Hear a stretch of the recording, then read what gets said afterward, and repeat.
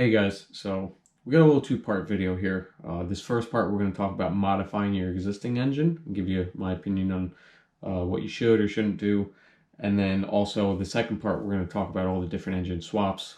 We'll dive briefly into the pros and cons of each swap. The focus of this video is really just budget friendly, not getting carried away, keeping your stock motor.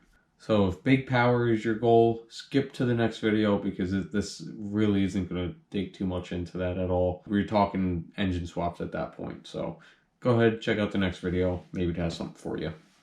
It never hurts to spend a few bucks and to try and wake up your existing motor. It's a whole lot cheaper than going down that $1,000, $2,000, $3,000 bottomless pit, essentially, of swapping in a newer motor. But I say this all the time, a stock motor, sometimes it's best to leave a stock motor in these cars. Not necessarily leave the motor stock, but don't jump right to saying, I need a ton more power, because with that comes problems. You lose drivability in some cases, and you end up breaking down more because you're messing with the original design. If you got a good healthy motor, leave it alone. Leave it in the car, throw a couple modifications at it, and enjoy it. You're never gonna have that nice stock drivability. Again, this is all my opinion, so take it with a grain of salt. Do some research on everything we're talking about here to help you come to any conclusion. At the end of the day, only you can decide what's best for your car. We can only give you our opinion or advice. And when I say we, I mean myself, anybody else on the Facebook group, virtually anybody else with experience in the Mark I community. I can't say it enough. I've said it 100 times before. The Facebook group is a great resource since VW Vortex is more or less dead. Use Google, use the forum, use the Facebook groups. Up first, modifying your existing engine. We've got the Swallowtail and Early Rabbits came with a 1.5 and 1.6 gas motor. Not particularly great motors to modify. Back in the day, there were some pretty serious race engines built off of these. I'm not too knowledgeable on these, so you'll have to do some Googling on your own if you care to really dive deep down that hole. I do know that, small displacement 4-cylinder is great for high revving. They like to rev, so there's that. Next on the list, you've got your 1.6 diesel motor. Not a whole lot you could do to these. Thanks to Matt Rad for writing up this small list for me, because I'm not too well versed with the diesels. Throw away the cast toilet bowl exhaust manifold. Get yourself something off the gas motor, an aftermarket header preferably. You can also upgrade the header back exhaust, or cap back exhausts. Get yourself something like 2.25 inch with a nice performance muffler. You can also replace the intake manifold with a Mark II gas manifold. So get yourself a Mark II 8-valve gas motor intake. You can add a cold air intake tube to that to help get you some fresh air into there. And he says there's also a way to add washers and adjust the pump linkage to rev higher and roll cold. I know you could benefit from doing a bit more aggressive timing on just the injection pump, get a little more power out of it, but it seems it's something that you'll want to dig deeper and find some more reading on. If you're okay with the idea of throwing a turbo on, that's a whole different story. Not going to be a rocket ship, but it's going to be nice, easy power, relatively simple setup. And you don't necessarily have to swap to a turbo injection pump. Some people think you do, but from what I've been told and what I've read, you could safely turn up your naturally aspirated injection pump and get enough fuel. Aside from that, the next step up is swapping in a newer 1.9 turbo diesel motor, which can get expensive. So if you're a diesel fanatic, that's pretty much it. There's not a whole lot you could do. That brings up the second gas motor we're going to talk about. The 1.7 8-valve. Not too great of a motor, personally. It's a 1.7 liter. It's only rated at like 74 horsepower at the crank stock, whereas, 83, 84 with the GTI, we were introduced to the 1.8 8-valve, which was making 95 to 100 horsepower, something like that, to the crank. So if you have a 1.7, maybe throw a camshaft in it if you find one cheap, but I really wouldn't go too crazy. You could throw headers and a full exhaust on it, because you could also use that stuff on a 1.8 should you decide to go that route instead. If you're not happy with the power of a 1.7, you know, to go and throw a camshaft and do some light head work to a 1.7 motor, you're basically at the same cost of finding yourself a used healthy JH motor, which is another 20 or 30 horsepower just stock for stock next to each other. In terms of swapping it in, very straightforward. It uses all the same parts, so all your fueling should work just fine with it. So that's what I mean by, like, you really have to stop and try to plan ahead the best you can. It's never easy to do that. Anytime I've tried to plan ahead, halfway through, plans change, different opportunities come up, or you just happen to realize you want more or less. I would say don't waste too much time on it. Throw a cam in it. If you come across a camshaft for cheap, throw it in there. Doesn't hurt. But again, I think save your money towards a bit of a swap, even if it's a stock swap. Now, 1.8 8 valve. First known as a JH motor code, and then as the 80s went on and the convertible was still offered on the Mark 1, as the convertible was continued to be offered on the Mark 1 platform, you got slight improvements with the head design. You got hydraulic lifters towards the end, and then also bigger intake and exhaust valves. So do some reading, look up these later 1.8 8 valves. Again, they were offered in the Cabrio up into the 90s. All the Mark IIs eventually had these nice bigger valve heads, and those are up past the 100 horsepower mark, I believe. Not much, but it just helps. Every little bit adds up. You should take your time and do your reading on everything we're talking about. I can't stress it enough. Do your research, see which route you want to go, and try to spend your money wisely, because you could waste a lot of money very quick building one of these 1.8s only to see 110 horsepower at the wheels. You know, maybe 115 horsepower on a good day. And it's just not worth it when you could, for the same amount of money, put in a 1.8T and be making 180 horsepower totally stock. So, in my opinion, some of the best things you could do with a 1.8 8 valve, like I said, try to find one of the better heads if you're buying a motor from the start. Otherwise, if you already have it in your car, say you have an 83, 84 GTI, throw a camshaft in it for sure. Camshaft's probably going to be one of the best things you can do. Headers, full exhaust, again, basically the same treatment as what we just spoke about. Camshaft, I would say go right to a 276 or 278, I believe is offered on Tectonics Tuning. I'm not sure what size the turbo cam is, but they do offer a turbo cam. Make sure you read the details on whichever cam before you buy one. But again, I would say jump right up to that 276 or 278, whichever it is. One is offered for the hydraulic lifter head and the other's for the solid lifter head. So get that 276 or 278, whichever is the right one for your motor. There's a lot of debate about which is the best street cam, and you'll see a lot of people say, "Oh, the 270 is too big."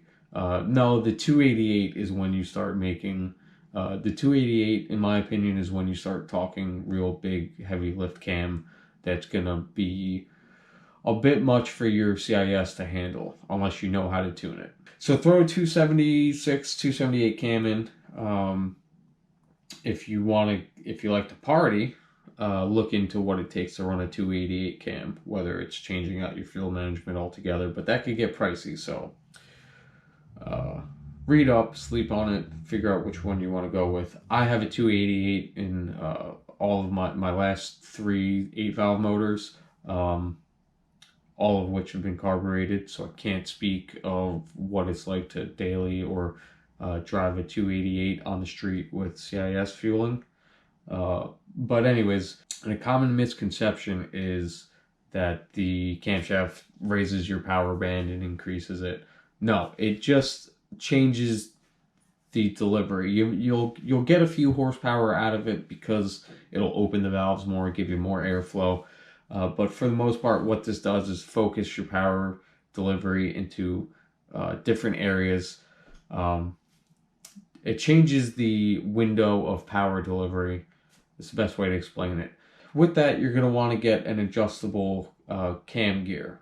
Now, what this will do is allow you to move that power band. It'll allow you to relocate that to where you want it. So with that adjustable camshaft gear, you can move that power higher up in the rev range or lower down so you get good off-the-line torque. Now, the one downside, if you're going to go with the camshaft size that I recommend, is the 276, 278 range. You're going to need to bring your head to a machine shop. From what I recall, in most cases, the 276, 278 will interfere with the head. It will not fit right in without machining. So if you definitely don't want to deal with removing the head and you just want a nice slight boost, you don't want anything too crazy, then yes, go for the 268 series camshafts or in that neighborhood of 270 or smaller. Again, do your reading, fact check everything I'm talking about. I'm just going off the top of my head with all of this. Now, if you're going to go ahead and go with that 276, 278 cam, and you're going to be willing to take off your head to bring to the machine shop, you might want to consider shaving it down for added compression, netting you more horsepower. It's really cheap for them to do. I think in most cases it's another $50, $100 at most for machine shop to deck your head down, which you should kind of have done anyways if you're taking the head off, because last thing you want to do is have that head warp and not go back on properly, and you end up having to put another head gasket on it after you've already reinstalled it back on. So that's about the only time you'd want to go smaller with that 268 camshaft, because from what I recall, the 268 will clear your head just fine. Will clear your cylinder head just fine.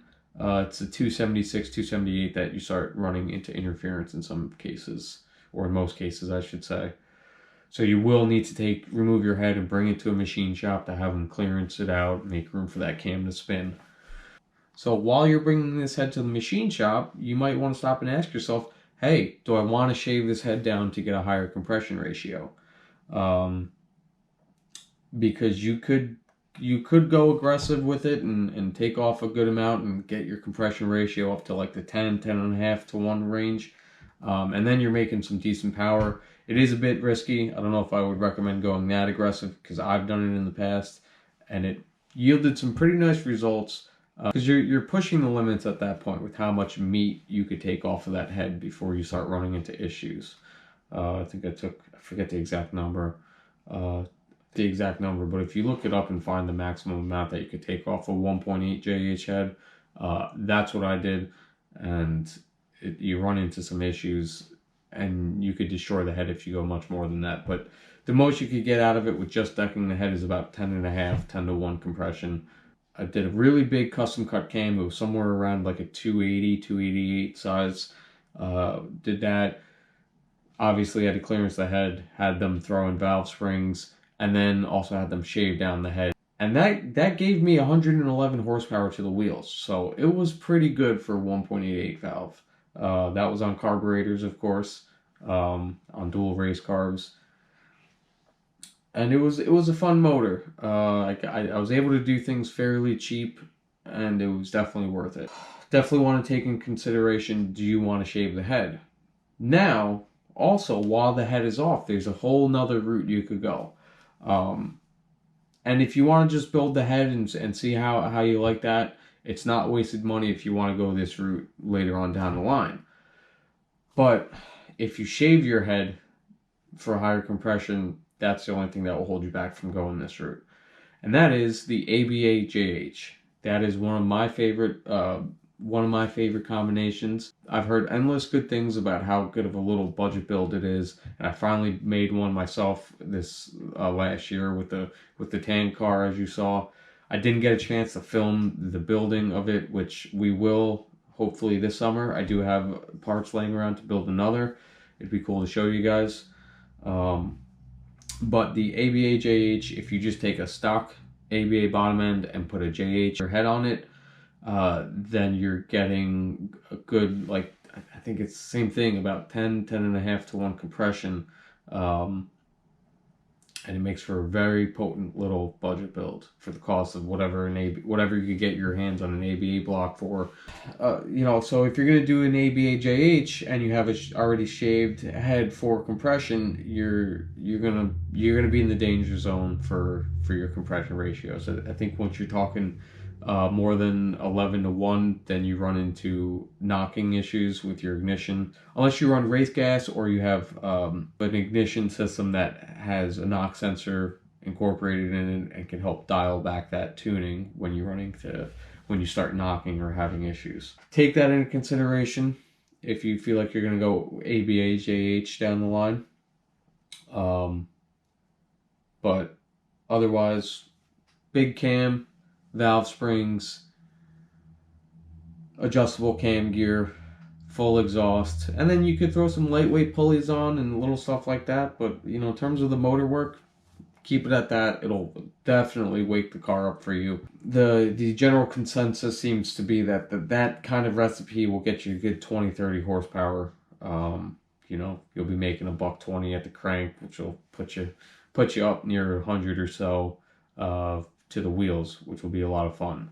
Like I said, I personally was able to get 110 to the wheels with that big cam, shaved head, valve springs, and full exhaust. And you're going to want to hit up Tectonic's Tuning for pretty much all your fun bolt-on aftermarket parts. They have a wide variety of camshafts. They have the heavy-duty valve springs. They have all sorts of good stuff. Go on that website, check out what they have. If you're not sure, call them up. They're always glad to talk shop over the phone and help you make the right purchase. They're very knowledgeable there, and they love talking shop. They've been nothing but great help in the past for me when I had a question I wasn't sure about. So again, go hit up Tectonic's Tuning for all your needs with all this stuff. Dealing with just your cylinder head is your cylinder head's going to be your main focus. With your headers, your camshaft, or any valve train work, or if you're going to shave that head down for more compression on a gas motor, you're basically going to want to only worry about that. Once you start talking about swapping bottom end parts like pistons, rods, and cranks, and then boring things out, you're spending a lot of money for very little return, in my opinion. There are some very wild motor builds based off of Mark 1 parts, but chances are, if you know about or you are building one of those motors, this video is not for you. This is simply talking about, a couple small bolt-ons that help wake your motor up and make your car a little bit more enjoyable to drive. That being said, just to give you some rough ideas of prices, the camshafts you could get used for $100, $200, brand new. I think you're looking at about $200-300. So you got to figure about $500 to the machine shop once you factor in valve springs and labor, and you're talking under $1,000. It's not going to be $200 unless you're really good at. You could find a built head for that price, swap it on. All you're missing is the cost of a head gasket. So, not saying it can't be done cheaper, but if you're to buy this stuff, not get super good deals on it on the used market, even buying new stuff, you're still looking at staying under $1,000. Once you start talking $800-900 and more, you're getting close to that swap territory. A 1.8T swap, aside from the cost of the motor, you're in $500, $700, $800, $900 just in swap parts alone, and that's not including the cost of the motor. So you got to figure around $1,500, $2,000 to swap in one of these motors, and you could spend that on one of these old Mark 1 motors in a heartbeat, and still be stuck under 130 wheel horse. For what? It's not worth it. So to wrap this all up, I'd like to talk a little bit more about that ABA-JH. I'm sure some of you have heard me talk about it previously, but it really is a great little build. Doesn't matter your fueling system. One of the biggest benefits and why the ABA-JH is a great option is because you can keep all your CIS stuff. The biggest benefit is, in my eyes, for ease of in terms of ease of labor. You don't have to go messing with your fuel system at all. To do the ABA-JH, you do need a taller exhaust header to accommodate the taller block, and you need a certain head gasket, which again, hit up Tectonic's Tuning. They will have the right gasket for you. Call them up, tell them what you're looking to do. They'll get you the right one. I'm drawing a blank on exactly which motor that head gasket comes off of. But again, just call Tectonics, tell them what you're looking to do, and they'll guide you in the right direction.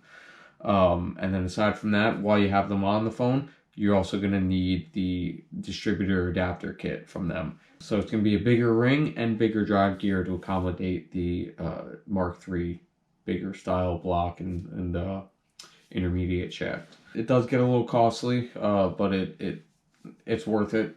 You know, you're talking 110 plus horsepower at the wheels, and you're getting into 2 liter. You're now bumping up to a 2 liter, so it's definitely worth it. It's my personal favorite option, where you'll make a nice potent little 8 valve out of that without dealing with the stress of a full-blown swap and the wiring that comes with it and the mount kits that are required for other swaps. And so then past that, you've got 16 valves that came in the Scirocco's, but that's when we're really getting into motor swap territory, because unless you have a Scirocco, you obviously have to deal with swapping that motor in. So we're going to save the 16 valves for the next video. If you're definitely willing to spend the money or effort doing a swap to something newer and better, check out this next video. The way to go if you want even bigger power, 200 horsepower or more, because you're really just not going to attain that on one of these stock Mark I motors without serious work. And it's just not worth it, because that money's better spent on a newer motor, a newer, more capable motor. As always, if you have any questions, leave a comment below. I hope this video helped you guys. I know it's a lot to take in, but it should hopefully help guide you, and remind you not to get too crazy or carried away with these, or at the very least help you plan ahead and make you think before you start spending money.